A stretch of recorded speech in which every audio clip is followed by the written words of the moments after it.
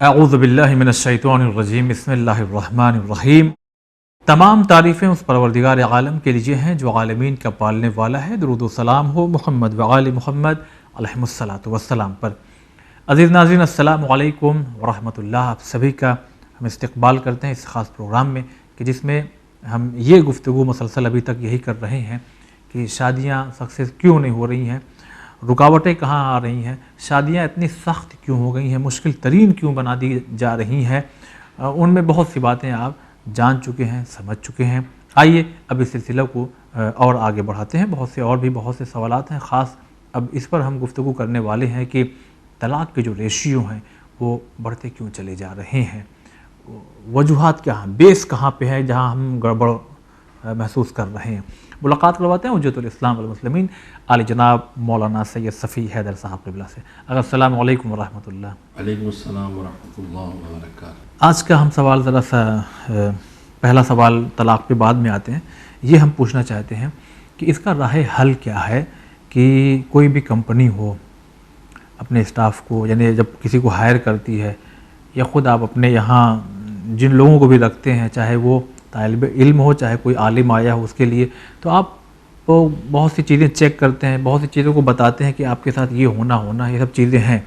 कभी ऐसा नहीं होता कि अरे आ जाओ, जो देखना फिर उसी में ढलते रहना। ये बात हम इसलिए कह रहे हैं कि कहीं ना कहीं हमने महसूस किया है कि शादी हो रही है, एक नई ज़िंदगी कहा जाए, एक नई कंपनी में दाखिला है तो छोड़ दिया जाता है, बस देखते रहना सीखते रहना, देखते रहना सीखते। तो क्या कहीं ना कहीं घर वालों को या समाज में जैसे बहुत से क्लासेस हो रहे हैं, बहुत सी चीज़ें मज़हब के नाम पे हो रही हैं, कहीं ना कहीं उनमें ये भी होना चाहिए कि जिन जोड़ों की शादी होना है उनको बता दिया जाए कि ज़िंदगी दुश्वार भी आने वाली हो सकती है अगर ये हुआ, और अच्छी कैसे बनाई जा सकती है अगर ये हुआ। इस पे क्या कहेंगे? बिस्मिल्लाहिर्रहमानिर्रहीम। बहुत अच्छा सवाल आपने किया है। देखिए, पहली दरगाह माँ की गोद है, उसके बाद वो घर है जहाँ वो बच्चा या बच्ची रहते हैं, और जैसे जैसे एज बढ़ती है माँ बाप सिखाने की रफ्तार बढ़ाते हैं और जो सिखाना वो सिखाते हैं। हमारे बुज़ुर्गों में या मेरी एज तक ये तरीक़ा था कि बेटी को रुख़्सत करने से पहले कि माँ, नानी, खाला मुख्तलिफ़ बातें बच्ची को धीरे धीरे सिखा देते थे। और एक बात मशहूर थी कि रुख़्सत करते वक्त कहा जाता था कि अब वो तुम्हारा घर है, ये घर तुम्हारा नहीं है, यानी इस ज़ाविये में कि अब तुम संभाल के रखना, वहाँ जाओ उसे संभालो। और उससे पहले उससे चीज़ें सिखाई जाती थी, रोज़मर्रा की ज़िंदगी की ज़रूरतें, खाना पकाना, सीना काटना जो थी वो सिखाई जाती थी। अब एक प्याली चाय बनाना भी मुमकिन है बेटी को ना आता हो, इसलिए कि अम्मा मोहब्बत के मारे बिटिया स्कूल से आई है, उससे कोई काम नहीं लेती। जबकि अभी मैंने किसी उसमें रिसर्च पेपर में कहीं सोशल मीडिया ही पढ़ा था कि आप अपने बच्चों को की ज़हानत बढ़ाना चाहते हैं तो चाहे लड़का हो चाहे लड़की, उसे किचन से के काम लीजिए, कुकिंग के काम लीजिए, सफाई करवाइए। अच्छा, हाँ, ये इससे माइंड शार्प होगा, माइंड शार्प होगा, इसलिए उसे उस मसले को हल करना पड़ेगा ना वहाँ। हाँ। कि आग से कैसे बचे और साबुन से कैसे हाथों को फटने न दे, तो कराइए। एक मुश्किल हमारे यहाँ यही आ गई कि बहू कुछ नहीं सीख के आती है अपने, जब बेटी थी उसके घर में बहुत से मसाइल यहीं से शुरू होते हैं। फिर क़ुव्वत बर्दाश्त की कमी है, क़ुव्वत बर्दाश्त बहुत कम हो गई है, उसकी मुख्तलिफ वजह हैं। एक साहब ने बहुत अच्छी बात कही थी US में जब था रमज़ान में, रिजवी साहब अल्लाह उनको इसका अजर देता रहे। वो कहते मौलाना, हम लोग गरीब घर में पैदा हुए, एक लिहाफ में 2 आदमी सोना, एक खिलौना मिला है, 4 भाई बहन को बांट के खेलना, तो हमको दूसरे के लिए रुकना, इशार करना, शेयर करना, ये सब हमारे मिजाज में आ गया था। अब खिलौना तो छोड़िए, कमरा अलग है, सब अपने कमरे में है, तो खुदगर्जी बहुत आ गई, ये मेरा है बहुत ज़्यादा हो गया। और अपनी मर्ज़ी पूरी कराना इस वक्त माँ बाप के हदों में है, तो जो बच्चा कह देगा वो पूरा कर देंगे। मैं तरबियत के सिलसिले में कहता हूँ, बच्चे को ना सुनना भी सिखाइए, नहीं सुनना भी सिखाइए। जब घर से निकलेगा तो उसे नहीं का सामना भी करना पड़ेगा। हाँ, हमेशा ऐसी हिम्मत रखिए, धूप भी खाने दीजिए, उसे मुमकिन है आगे खुदा न करे धूप भी खाना पड़े। तो पहली कमी तो हो गई है घरों में तरबियत की। बेटियों की तरबियत ज़्यादा ज़रूरी होती है घर संभालने के लिए। पैगम्बर खुदा सल्लल्लाहु अलैहि वसल्लम ने खातून से कहा यही था कि औरत का जिहाद घर संभालना है, शौहरदारी है। तो शौहरदारी सिखाई नहीं जा रही है। तंजीमुल मकातिब ने काम ही यही किया है कि जो माँ बाप की जिम्मेदारी थी वो हम अदा करेंगे, बच्चों की इब्तदाई दीनी तालीम। उसी तरह से अब हमने बिस्मिल्लाह कर दी है हमारे नज़र निगाह से, चूँकि माँ बाप अपनी ड्यूटी नहीं कर रहे हैं, लिहाजा एक प्री मैरिज काउंसलिंग की ज़रूरत है और एक पोस्ट मैरिज काउंसलिंग की ज़रूरत है। और बहुत सी जगहों पर लोगों का ये बिज़नेस है कि पोस्ट मैरिज काउंसलिंग खोले बैठे हैं और झगड़ा करते हुए शौहर बीवी आते हैं। बहुत छोटी बातें होती हैं, चाहे इस तरह की छोटी बातें हो तसव्वुर से बाहर है, ये चाय अच्छी नहीं बना पाती है, इस तरह की बातें होती हैं। अब मामला तलाक तक जा रहा है, तलाक में चला जाता है। ये खर्राटे ज़्यादा लेते हैं तलाक। अच्छा, हाँ, ये सब पेश नज़र है मेरे। तो हम पीछे चलते हैं यूरोप से 10 साल पहले, हम 30-40 साल पीछे चलते थे और ज़्यादा से ज़्यादा 10-5 साल पीछे। अब सोशल मीडिया एक्टिव है इसलिए। हाँ, तो बहुत तेज़ रफ्तार से पूछने जा रहे हैं। वहाँ फैमिलीज टूट चुकी हैं, हम भी अब तोड़ रहे हैं। माँ बाप पहले हम सब 5-5, 7-7 भाई शादियाँ, एक ही चूल्हा और एक ही घर में रहते थे। झगड़ा उगड़ा भी हो तब भी घर चलता था। अब शादी होते ही बहू पहला दबाव डालती है माँ बाप को छोड़ के यहाँ से हटो। नहीं तो ये बहू का ये तो इस्लाम का रूल है, इस्लाम अपना अलग उतारो। लेकिन इस्लाम का रूल ये नहीं है कि छोड़ के इस तरह चले जाओ कि पलट के माँ बाप की खबर भी न लो। हाँ, ये बहरा जी। और बंटवारा होता है कि तुम लोग पालो अम्मा को, हम बहुत पाल चुके हैं। कहीं कहीं ये भी हो रहा है, होता चल बढ़ रहा है। हाँ। माँ बाप के लिए अभी कई साल पहले किसी ओल्ड एज होम में बुलाया गया, मैंने कहा मैं नहीं आऊँगा। इसलिए नहीं आऊँगा कि ओल्ड एज होम बनना ही नहीं चाहिए। बूढ़े माँ बाप हैं तो उनको माँ बाप को रखना हमारा वाजिब काम है, ड्यूटी है।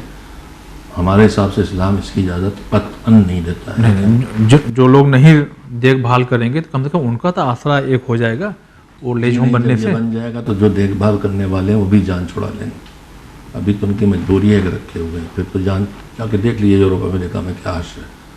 साल भर में एक दिन अगर वो कोरियर से गुलदस्ता भेज देता है किसी डे पर, उनकी बर्थडे पर, तो वो दिन माँ बाप की इंतहाई खुशी का दिन होता है कि साल में एक बार गुलदस्ता भेजा तो खुश होते हैं। यह ओल्ड एज होम की इंतहाई मंजिलें, और रो के इंतज़ार करके मर जाते हैं। मरने भी औलाद नहीं पहुंचती है, और फिर आती किस लिए है कि अम्मा अब्बा का बॉडी बेच के पैसे ले लें। यहाँ पहुंच चुका है यूरोप, हम उधर जा रहे हैं। ओहो, ठीक है, हम ज़रा सा यहाँ पे आ जाएं जहाँ हम लोग, यानी हम लोग फैमिली, खासकर फैमिली वालों को चाहिए कि लड़की या लड़के को दोनों को बताएं, को ज़िंदगी जीना सिखाएं, पालें, इस तरह के वो आपस में ज़िंदगी जीना सीखें। जो लड़के की जिम्मेदारी है उसको करना जानता हो और अपनी बीवी की मदद करना जानता हो, और लड़की की जिम्मेदारी है कि जो उसको घर चलाना है। जो बंटवारा फितरत के हिसाब से कर रखा है अल्लाह ने। मर्द को बाहर के लिए, औरत को अंदर के लिए बनाया है। हज़रत सैयदा की शादी के बाद पैगम्बर सल्लल्लाहु अलैहि वसल्लम आए तो कहा तुम्हारे कामों में बंटवारा कर दूँ, तो दोनों कहाँ कर दिए, तो रसूलुल्लाह का घर के बाहर के काम अली करेंगे और हज़रत फातिमा का घर के अंदर के काम तुम करोगे। हज़रत ज़हरा कहती हैं कि मुझे दुनिया में इससे ज़्यादा खुशी नहीं मिली। मैं डर रही थी कि कहीं बाहर ना भेज दें मेरे बाबा, मगर जब बाबा ने कहा घर के अंदर के काम करोगी तो मुझे इससे ज़्यादा कोई खुशी नहीं मिली। आज हमारे दिमाग में आ गया है, पढ़ा है तो नौकरी ज़रूर करें। आप नौकरी करने जा रही हैं ताकि आपके घर की वो बेहतर हो जाए, ज़िंदगी बेहतर हो जाए। जी। लेकिन आप बच्चों को छोड़ रही हैं।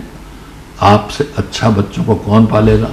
आप चाहे वो डे होम हो वहाँ छोड़ें, चाहे खादिमाओं पे छोड़ें, चाहे खादिमों पे छोड़ें, बच्चों को आप दूसरों से पलवाएंगे तो कल आप बूढ़े होंगे तो बच्चे आपको भी दूसरों से पलवाएंगे। मैं इसका कायल हूँ कि चाहे थोड़ी तंगदस्ती में बसर हो मगर माँ घर पे रहे और बच्चों को पाले। और ऐसी पढ़ी लिखी बहुत ख़वातीन देखी हैं, डॉक्टर हैं, जिनका हमें अभी बच्चे छोटे हैं, मैं अभी जॉब नहीं करूँगी, अभी बच्चे पालूंगी। इस तरह भी है। तो पढ़ने लिखे होने का मतलब ये नहीं कि अब नौकरी जरूर करें और घर को बर्बाद कर दें। दोनों थके शाम को वापस आएंगे तो ना इनसे खाना पकाया जाएगा, ना वो मदद करने लायक होंगे। ये भी चिड़चिड़ाएंगे, वो भी चिड़चिड़ाएंगे, फिर होटलों में जाना शुरू करेंगे, फिर बच्चों को आदत डालें वो सब बिगड़ता चला जाएगा। चलिए, बहुत शुक्रिया अदा करते हैं। हालांकि इन सवालात पे हम आना चाहते थे मगर वो बहुत बाद में था, लेकिन अभी हम आ जाते हैं जब बात छिड़ ही गई है। ये बात जो आप पेश कर रहे हैं, कहीं ना कहीं समाज में ये चीज़ें अब लोगों के जहन में बैठ चुकी है कि मैं फिर से कह रहा हूँ नाज़रीन, पढ़ने पढ़ाने से रोकना नहीं है, मगर उसके जो कहीं जो बुरे नतायज आ रहे हैं उसको उठाना ज़रूरी है। तो लड़कियों के भी जहन में, भाई लड़के के तो काम ही है, कमाना ही है, लड़कियों के भी जहन में ये बात कहीं ना कहीं मैं समझता हूँ 80-90% आ ही चुकी है कि इतना तो पढ़ लो कि अपने पैर पे खड़े हो जाओ। तो इसका फ़ायदा है, ठीक, अच्छी बात है, लेकिन जो उसके नुकसानात आ रहे हैं कहीं ना कहीं कि मामला जो है वो गड़बड़ हो रहा था, इस पर क्या कहेंगे? मैं भी अर्ज कर चुका हूँ कि इल्म को रोज़ी से न जोड़ा जाए। पहली बात यह है, हाँ, इल्म इसलिए हासिल करना है कि इल्म इंसान की ज़रूरत है। नौकरी करने के लिए इल्म हासिल करना इस्लाम नहीं कहता, पहली बात। दूसरी बात यह है कि घर मिल के चलाना है, घर के अंदर को होम मिनिस्ट्री को संभालना एक काम है और बाहर की रोज़ी कमाना एक काम है। मैंने किसी अमेरिकन मैगज़ीन में किसी जगह पढ़ा था, उसने जोड़ा था कि एक खातून खाना जो दिन भर में काम करती है, बच्चे पालती, घर चलाती है, अगर उसको हम पैसे दे के करवाएं उन कामों को तो $1,20,000 मंथली खर्च होगा जो औरत कर रही है। लेकिन अगर घर चलाना है, बच्चे बचाना है, अगली नस्लें ठीक रखना है, अपने ताल्लुकात ठीक रखना है, तो ज़रूर आप क्यों इतनी ज़िंदगी ऊपर ले जाएं कि आप दोनों कमाएंगे तभी घर की किस्त दे पाएंगे, गाड़ी या मुकाबले कर सकेंगे बड़े लोगों को। आप अपनी ज़िंदगी को पुरसकून रखिए, क़नाअत कीजिए, थोड़ा कम रोज़ी में ज़िंदगी बसर कीजिए, मगर अपनी ज़िंदगी पुरसकून रखिए और बच्चों को बर्बाद रखिए।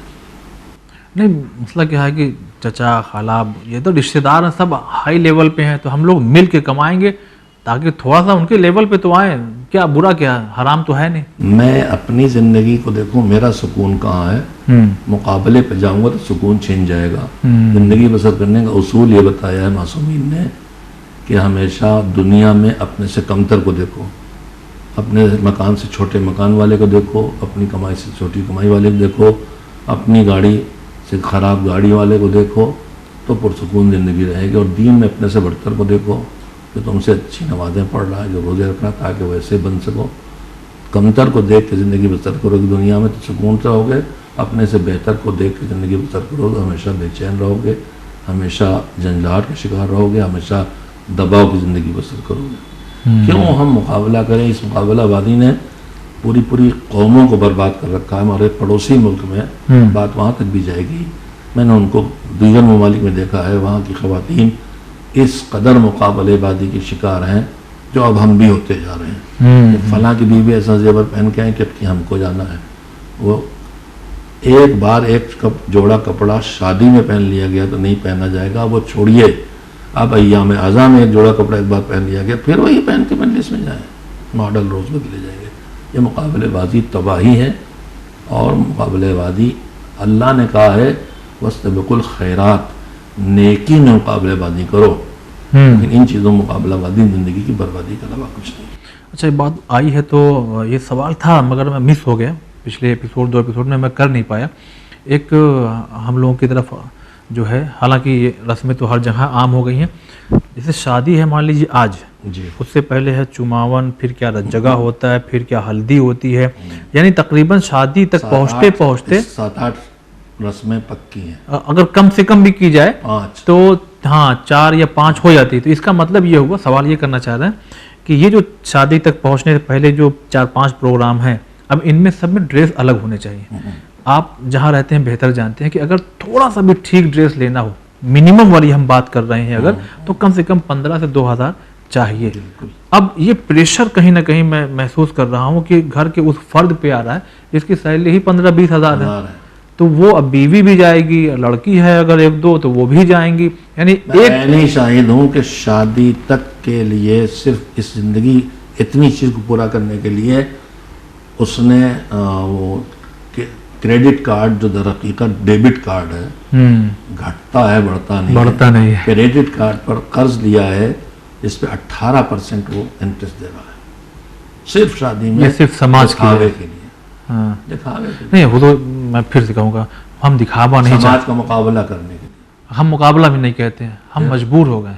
क्या करें? मजबूर काहे से हुए तो बताइए। अगर हम ना जाएं, ना पहनाएं, वही एक जोड़ा पहना करके ले जाएं तो फिर क्या कहेंगे? यही जो लोग कहते हैं कहने दीजिए, आप ये देखिए कि आप वो कर रहे हैं जो मज़हब आपसे कहता है, या वो कर रहे हैं जो मज़हब आपको इससे पसंद नहीं करता है। नहीं, जो टोन मारते हैं लोग, जो तंज, जो नजर से भी ऐसा कर लेते, बर्दाश्त कीजिए और नहीं होता बर्दाश्त कीजिए और अल्लाह से लीजिए। नहीं बर्दाश्त कर पाते हैं तो अपने को मोमिन कहना छोड़ दिए, चलिए फिर ज़माने के डर्रे पे इमाम ज़माना की बात ना कीजिए। इमाम ज़माना भी मानते हैं और दौड़ रहे हैं ज़माने के डर्रे पे। तो फिर आप लोग मजलिसों में क्यों नहीं इश्यूज को उठाते हैं? लोग से मुराद हमारे जैसे दीवाने करते हैं, अब हम कहाँ से सबको मजबूर कर दें। मैंने कहा हमारे जैसे दीवाने करते हैं, लेकिन हम सबको कहाँ मजबूर कर दें। हम तो ये कहेंगे आप क्यों नहीं बुलाते उसको जो ये चीज़ें उठाता है। आप मोमिनीन तो खुद ही ये देखते हैं कि कौन स्टैंडर्ड हाई, किसका पोस्टर बड़ा, जो कौन हवाई जहाज से आता है और कौन होटल रहने की मांग करता है। ये मेयार बन गया है खतीब, बड़े खतीब का, बड़े शायर का, तो जब आप बुला ही नहीं रहे उस काम से जो उसको करना चाहिए, तो फिर आपको कहाँ से पैगाम पहुँचे? नहीं, वो फिर जो मकामी मोमिनीन हैं, दाव पेश नमाज हैं, वो अगर इन बातों में से किसी को टोक देते हैं, उससे बदतमीजी की जाती है, बरसरेआम उसको दलील कहीं कहीं तो निकाल ही दिया जाता है। निकाल दिया जाता है। नहीं, देखिए वो मसला क्या है, फिर मैं अक्सर नाज़रीन की ज़बानी आप तक पहुंचाता हूँ। उनको हम जो बुलाते हैं वो बहुत मेहनत करके आते हैं, पूरा मजमा खड़ा कर देते हैं, वाह वाह, और फिर मसाइब, क्या मसाइब पढ़ते हैं वो। आप सुमराज, मतलब आप जैसे लोग ऐसा कर नहीं पाते हैं, हम बुलाते हैं। बिल्कुल सही है। आपने अगर वाहुआ को हदफ बनाया मजलिस का, तो आप जिंदगी भर मजलिसें कीजिए, आपको कुछ नहीं मिलने वाला है। वाहुआ के लिए मजलिस है, हुसैन ने वाहुआ के लिए कुर्बानी दी थी कि हमारा जिक्र हो। मौला अली ने इसलिए की थी कि हमारा जिक्र हो और खूब नारे लगे और खूब हम वाहुआ सुनो, हमारे जिक्र सुना जाए। कम से कम गिरिया तो होता है, आंसू जो है जन्नत के बशारत। गिरिया हम भी कराते हैं, हम रो के रुलाते हैं, और वो चीख चिल्ला के और झूठी रवायतें गढ़ के और सुना के रुलाते हैं। सच्ची भी पढ़ते हैं? सच्ची तो नहीं पढ़ते, अगर सच्ची पढ़ेंगे तो वो नहीं रुला पाते सच्ची ने। अच्छा, कुछ तो कर लेते होंगे, मिलावट जरूर करते हैं। अच्छा, यानी सच्ची को बदलते हैं, यानी यहाँ तक मामला है। पूरी फर्जी रवायतें गढ़ के पढ़ी जा रही हैं। आप खुद माशाल्लाह से ज़िक्र कर रहे हैं, आप सुनते होंगे, आप नहीं देखते कि अव्वल से आखिर तक रवायत का कहीं वजूद कहीं नहीं। तो क्यों नहीं फिर आप जैसे लोग रोकथाम उठाने, कुछ उठाइए। गालियाँ भी सुनते हैं, सोशल मीडिया पे जलील भी किए जाते हैं, हमारे पीछे लोग पढ़ते हैं, है सब कुछ है हो रहा। चलिए बात कहीं और ना चली जाए, हालांकि ये खास एक मौजू। हाँ, अच्छा, एक ज़रा सा इस इशू पे जिसमें हम समझते हैं कि चूँकि बड़े इदारे से ज्वाइंट है, लोग जानते हैं, तो बहुत खुद फ़ोन हम पे आने लगे। हमने कहा भाई हम इतने तजर्बेकार नहीं हैं, हम ये चाहते हैं कि ये चीज़ें आपको पेश करें ताकि ये तजर्बा नाज़रीन तक पहुँचे। मैं गुजारिश करता हूँ हमेशा कि जो मैं कहूँ मैं जिम्मेदार हूँ, किसी और से न पूछिए। मेरा हर जगह तनक़ीब के हर लिटरेचर पर मेरा पता, नाम, टेलीफोन नंबर, व्हाट्सएप छपा हुआ है। फिर भी बता देता हूँ, 9415306997, 9415306997। अकेला यही फ़ोन है, कोई और नहीं उठाता है, आप ही उठाएंगे। और यही व्हाट्सएप है। मैं ना उठा पाऊंगा तो मिस कॉल देख के बाद में फ़ोन करूँ, जो पूछना आपसे पूछे, आप मामला रखे हूँ, लेकिन उठ के जाऊँगा देखूँगा। जी हाँ, दूसरे से पूछ के लड़ाना चाहे आदमी, सोशल मीडिया पे जाल के आप सोशल मीडिया से हल कराएंगे और काम को बर्बाद करेंगे, भूल जाएंगे। सही। अच्छा, बहरहाल वो जो लोगों के सवालात आप तक भी आते होंगे, मुझकीर तक भी आते हैं, लेकिन मैं आप जैसे लोग की तरफ ट्रांसफ़र करता हूँ। अब अच्छा मौका मिला है कि इस प्लेटफॉर्म से पहुँचे जवाब। ज़्यादातर के अक्सर जो मामलात जो तलाक़ के या रिश्ते बिगड़ने के कहीं ना कहीं से आ रहे हैं, उन वजूहात में से एक वजह ये आ रही है सामने कि इधर कुछ हुआ, अभी शादी हुए 2-4 दिन, हफ्ता, महीना हुआ है, इधर ज़रा सा कुछ मिजाज के ख़िलाफ़, वो तो होना ही है। एक नए घर में आप आई हैं या आए हैं, जो भी मामला है, धड़ से जो है वो माँ को फ़ोन पहुंच गया या भाई ने कहा अरे हम हैं ना, हमारी ज़िंदगी में कौन, हम देख लेंगे, तुम आ जाओ, चली आओ। तो इस तरह का रवैया, यानी लड़की के मायके वालों को रखना कैसा है, क्योंकि नुकसान समझ में आ रहा है। देखिए, मेरी गुजारिश ये है कि नया जोड़ा बनाए, मिजाजों में फ़र्क है, ये लड़ेंगे और लड़के फिर मिलेंगे, एक दूसरे की ज़रूरतमंद है। कैसा लड़ेंगे, मतलब क्या खाली जबान की जबान से नहीं, अगर मारपीट हो रही तो अलग मसला हो गया, लेकिन पहले मारपीट से नहीं शुरू होता। दीवाना मारपीट से शुरू कर रहा है तो वो सैडिस्ट है, फिर उससे छुड़ाइए उसको, लेकिन आमतौर पर जबान से जंग शुरू होती है। सही। ये लड़के फिर मिलेंगे, लेकिन जैसे बच्चे लड़के फिर मिल जाते हैं, 2 भाई साथ रह रहे हैं, इनकी बेटी उनकी बेटी लड़ गई, दांत भी काट लिए, नोच भी दिया। अब दोनों भाई बहुएं लड़ी, फिर जेठानी देवरानी, फिर भाई को लड़वा दिया, उधर जंग परमानेंट हो गई, यहाँ 2 मिनट के बाद फिर खेल रहे हैं बच्चे। ये तो है सही। मैंने अभी मजलिस पढ़ा था कि हमें माशाल्लाह अल्लाह के करम से पोतियां भी हैं, पोते भी हैं, दो बेटों के बच्चे हैं, दोनों एक एज के हैं। दिन भर अकेले एक चली जाती है तो दूसरे दिल नहीं लगता, लेकिन जब खेलेंगे तो लड़ेंगे। हाँ सही बात। हम जब आए घर तो हमारी बड़ पोती ने अपनी छोटी बहन शहजाद कहा कि हमने इससे कट्टी हो गई थी, मगर दोस्ती हो गई। तो बच्चों रसूलुल्लाह ने फरमाया कि बच्चों की बहुत बातें मुझे पसंद, में एक जल्दी से राजी हो जाते हैं। तो इस पे क्या कहेंगे जो हमने छेड़ी? आप जो कह रहे हैं, तो पहली बात यह है कि बेटियां जो बहू बन के जाती हैं वो याद रखें वो घर अब इनका है, यहाँ की हर बात हर वक्त उधर ट्रांसफर न करें। नंबर 1, नहीं एक हद होना चाहिए ना, तो कब कितनी? शुरू ही से हो जाता है, हर बात की रिपोर्टिंग दिन भर की होने लगी अब तो भाई। दूसरी बात यह है कि अगर ये बेटी रिपोर्टिंग करती है तो उसके माँ बाप उसको समझाएं कि बेटा तुम अपने घर के राज मत खोलो, वो संभाल के रहे। एक बात तो ये। अच्छा ठीक। दूसरी बात यह है कि पहले से उनको समझा के नहीं भेजा जाता, और पहले से अब ये सहारा जैसे भी आपने कहा है कि हम हैं, ये सब नहीं होना चाहिए। खुदा ना करे अगर किसी जालिम के हाथ में फंस गई है, हाँ तब हम हैं बिल्कुल हैं, फिर वो लास्ट भाई मेरी बहन मेरी बेटी है, तो वो एक अलग बात है। लेकिन छोटी छोटी बातों में दखलंदाजी न की जाए। मैंने इससे पहले भी कहा, मेरा तजुर्बा ये है कि तलाक तक नौबत जाने में एक बहुत बड़ा सबब दोनों मियाँ बीवी के मामलात में उनके बुजुर्गों का दखलंदाजी करना है। अच्छा, यानी कुछ हद तक छोड़ दिया जाए, तुम लोग सुलझो, मिलो, जो भी निपटेंगे। अभी नई शादी हुई, उनको दोनों को एक दूसरे की जरूरत है, हर रोज जरूरत है, हर वक्त जरूरत है, वो लड़के भी मिलेंगे। सही सही। अगर हमने दखलंदाजी कर दी तो ये मामला आगे बढ़ेगा, मजबूत होता चला जाएगा। हमारी बूढ़ी राय जवान जिंदगी को खराब करेगी। अगर हम संभालने की कोशिश नहीं कर रहे हैं, बिगाड़ने की कोशिश कर रहे हैं। सही सही। यानी ये कहा जा सकता है कि बहुत देर तक अगर वाइफ बहन से या माँ से बात कर रही तो अच्छी बात है, मगर शायद बहुत देर तक अगर घर के मैटर पे बात करी तो अच्छी बात नहीं है। रिपोर्टिंग नहीं होना चाहिए। रिपोर्टिंग नहीं होना चाहिए। वो शुरू भी करे तो बेटा ये तुम्हारे घर की बात है, वहीं खत्म करो, वहीं रखो, तुम्हारे घर की बात है वहीं रखो, संभालो। निगाह रखे सही कि कहीं बहुत तुलानी जुल्म का शिकार तो नहीं, मेरी बेटी निगाह रखे, लेकिन शुरू से न खड़े हो जाएं उसके मैके वाले कि हम निपट लेंगे, फिर तो बर्बाद कर लेंगे, फिर तो तलाक कहीं ना कहीं हो ही जाता है। अच्छा, इस पे क्या कहेंगे? मैं इन इशूज़ को नाज़रीन मैं जानबूझ करके उठाता हूँ। जब ये मैटर आप लोग बात करते हैं ना मजलिसों में, चाहे टॉक शो वगैरह हो, तो कि बहू और बेटी, और ये तो सुनने वाली हर बहू बेटी को बहुत अच्छा लगता है। लेकिन अब बहरहाल अब चूँकि हम भी ज़रा सा समाज में रह रहे हैं, उम्र भी अब अल्लाह का शुक्र है तजर्बा हासिल हो रहा है आप लोगों के साथ में रहने से, तो ये सब बातें जब तक होती है बहुत अच्छा लगता है। मगर यही बहू बेटी जब सास की मंजिल पे पहुंचती है ना, तो फिर जो सुन के अच्छा लग रहा था फिर वही करने भी लगती हैं। तो मैं इसलिए पूछ रहा हूँ कि हो सकता है कि उस उम्र की ज़्यादा ख़वातीन आपको ना सुन रही हों, जो एजेड हो, जो अभी जवान है वो सुन रही हों, अगर आप तो उनसे आप क्या कहेंगे? जब आप वहाँ पहुँचिएगा तो आप क्या करिएगा? यानी बहू जब सास बनी, हाँ जाहिर सी बात, वही मेरा इशारा तो है। अपनी सास से जो जहमत उसने उठाई है वो अब सास बन के अपनी बहू को ना पहुँचाए।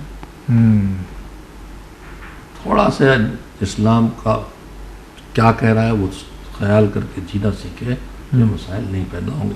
इमाम ज़ैनुल इस्लाम ने कहा तुम्हारे इस काम में तुमसे कोई कहे और फिर इधर आके कहे कि मेरी मुराद ये नहीं थी, तो ठीक उसके उज़्र मान लो। अच्छा, थोड़ा सा ईसार, थोड़ा से ईसार करना सीखे, जिसको आमतौर पर कुर्बानी कहा जाता है। थोड़ा सा एक दूसरे को बर्दाश्त। देखिए, दो सगे भाइयों का मिजाज एक नहीं होता, दो सगी बहनों का मिजाज एक नहीं होता, हयात नहीं होता। एक खाना सलीके से खाता है, एक फूहड़पन से खाता है। तो जो दो अलग अलग घरानों के आए हैं उनका मिजाज कहाँ से एक हो जाएगा एक दूसरे के साथ? और बाहर हम पूरी ज़िंदगी बाहर एडजस्ट करते हैं, जॉब में एडजस्ट करते हैं, तजारत में एडजस्ट करते हैं, हाँ हर जगह तो कर लेते हैं। हमारी शादियों में जाती हैं एडजस्ट करती हैं, मजलिसों में जाती हैं एडजस्ट करती हैं, तो घर के अंदर क्यों नहीं एडजस्ट करना जानते हैं? बर्बाद करना जानते हैं खाली। यहाँ हमारा थोड़ा सा होल्ड है, इसलिए जो आगा ने छेड़ा वो हम हमारी फहरिस्त में सवाल आने ही वाला था, तो हम इस पे ज़रा सा अच्छी तरह बात करना चाहते हैं, लिहाजा अगले एपिसोड में हम अगली बातों को पेश करेंगे। आज के लिए बस इतना ही। वस्सलामु अलैकुम वरहमतुल्लाह।